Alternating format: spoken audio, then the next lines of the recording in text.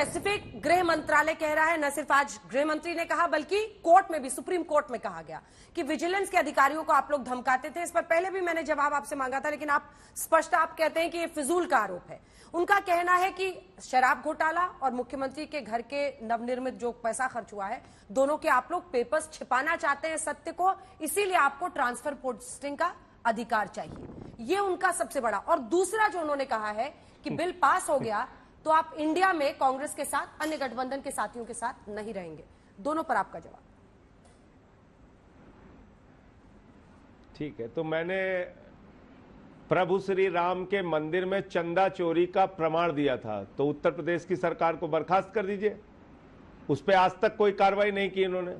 बताइए, प्रभु श्री राम के मंदिर की जमीन 2 करोड़ में खरीदी गई और 18.5 करोड़ में भाजपाइयों ने उसको तुरंत 5 मिनट के बाद खरीद लिया। 2 करोड़ की जमीन 18.5 करोड़ में।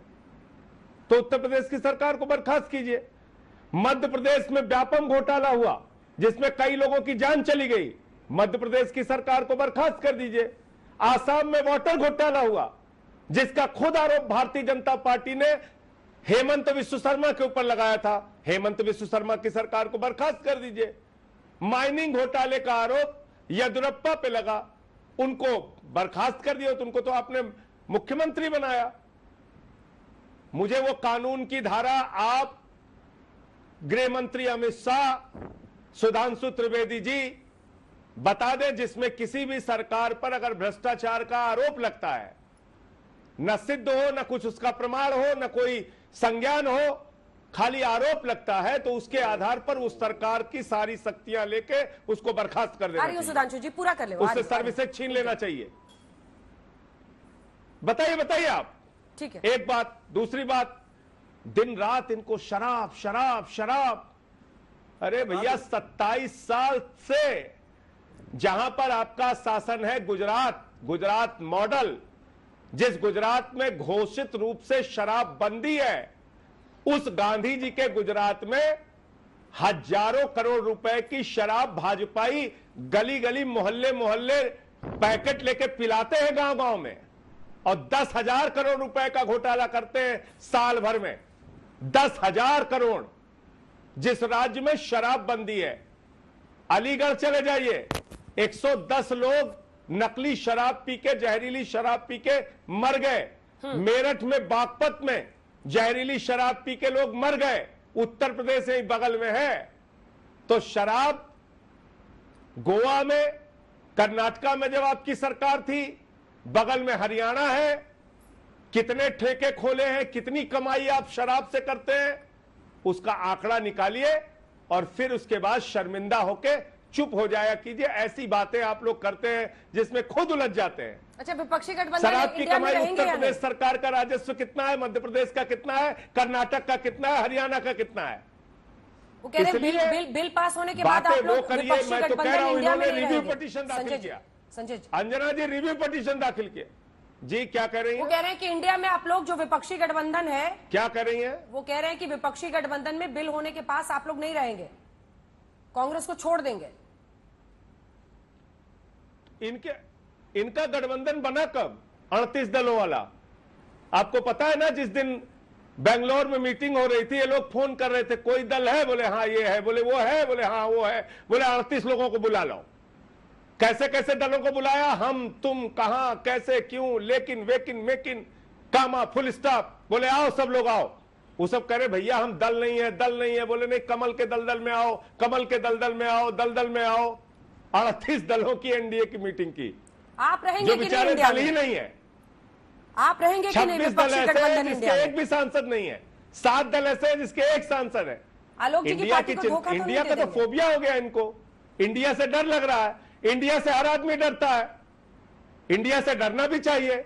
इंडिया शक्तिशाली है, इंडिया मजबूत है, इंडिया का विस्तार है, तो इंडिया से डर रहे हैं। बड़ा लंबा समय हो जाता है। सुधांशु जी, इंडिया की तुलना इंडियन मुजाहिदीन से कर रहे हैं भारत के प्रधानमंत्री। सुधांशु जी जवाब इतने डरे हुए हैं। ठीक है सर। संजय जी, सुधांशु जी जवाब। देखिए, आज अंजना जी आपके शो पे आम आदमी पार्टी का क्या सुंदर चेहरा दिखा जब संजय जी ने यह कहा कि भारत का कोई ऐसा कानून दिखाइए जिसमें सिर्फ आरोप लगने के ऊपर किसी नेता को हट जाना हो, चाहे आरोप सिद्ध हुआ हो या नहीं, कोर्ट से सजा हुई हो नहीं। ये वो पार्टी है जिसने ऐलानिया बयान दिया था आकर कि आरोप लगते ही इस्तीफा देना चाहिए, जांच बाद में होनी चाहिए। उफ, देख तेरे संसार की हालत क्या हो गई भगवान, कितना बदल गया इंसान। वो पार्टी आके आज कहती कानून बताओ, साबित नहीं हुआ। और दूसरी बात मैं कहना चाहता हूं, शराब को लेकर क्या क्या उदाहरण दिए। अरे दारू के डिफेंस में ऐसे लॉजिक, हरियाणा का उदाहरण दो, उत्तर प्रदेश का दो, मध्य प्रदेश का दो, दिल्ली में दारू का दरिया बहा दिया, एक के बाद दूसरा फ्री कर दिया। जिस ढंग से शराब और शराबियों का समर्थन किया अंजना जी, तो मुझे हरिवंश राय बचपन जी की मधुशाला की वो पंक्ति याद आ गई कि इनको सुनकर शराबियों के मन में आ रहा होगा कि चहक रहे सुन पीने वाले, महक रही वो मधुशाला। ऐसा डिफेंस, मतलब ये नई राजनीति, शराबियों का डिफेंस करना और फिर कहना कि साहब कोई ऐसा उदाहरण बताइए। इसीलिए मैं कहना चाहता हूं साहब, अब आप पुरानी धुरानी पार्टी के लपेटे में आए हैं, तो वो सारे पुराने धुराने अवगुण भी आपके अंदर स्वतः आए हैं। क्योंकि ये कहा गया है कि कदली सीप भुजंग मुख, स्वाति एक गुण तीन, जैसी संगति बैठिए वैसे ही गुण दीन। अब आप अन्ना की संगत छोड़कर राहुल गांधी जी की संगत में आए हैं, तो उसी के अनुसार आपको गुण भी प्राप्त हो। ठीक है, छोटा सा जवाब संजय जी, क्योंकि मुझे आलोक जी के पास जाना है। पंगत में रहेंगे, छोटा सा मुश्किल है। तुरंत आ रही हूं आलोक जी इसके बाद। संजय जी, संजय जी हाँ, जी हाँ, जी हाँ, जी हाँ, जी हाँ, जी हाँ, जी हाँ। संगत आपको खराब मिल गई है राहुल गांधी की, वो कह रहे हैं। अभी ये एकदम एकदम एकदम एकदम एकदम मैं ये कह रहा हूं कि शराब का जो दरिया बह रहा है दिल्ली में, जिसमें सब डूबे हुए हैं, भाजपाई निकल ही नहीं पा रहे हैं उस दरिया में, बेचारे एकदम नाक के ऊपर पानी चला गया, शराब चली गई है, नाक में भी शराब जा रही है, मुंह में भी शराब जा रही है। उसी दरिया में जो भाजपाई डूबे हुए हैं, इनसे जरा इतना पूछ लीजिए, गोवा जो एक छोटा सा राज्य है, वहां कितने शराब के ठेके हैं, दिल्ली में कितने शराब के ठेके हैं, इन्हीं से पूछिएगा, मैं नहीं जवाब दूंगा। इनसे पूछिए उत्तर प्रदेश में कितने शराब के ठेके हैं, हरियाणा में कितने शराब के ठेके हैं। इसलिए मैं कहता हूं आपको, आप अफवाह कंपनी है, अंतरराष्ट्रीय स्तर पे अगर झूठ और अफवाह फैलाने की प्रतियोगिता हो तो भारतीय झूठा पार्टी को नंबर 1 का स्थान मिलेगा, 2 नंबर पे नहीं आएंगे आप लोग। आपने तो 3 घंटे में गणेश जी को पूरी दुनिया में दूध पिला दिया। हमारे यहाँ एक बेचारे पड़ोसी थे सेठ जी, वो कहन हमारा दूध पिए ना गणेश जी, कहन पाप के हो गया सेठ जी, यही लिए ना पियन।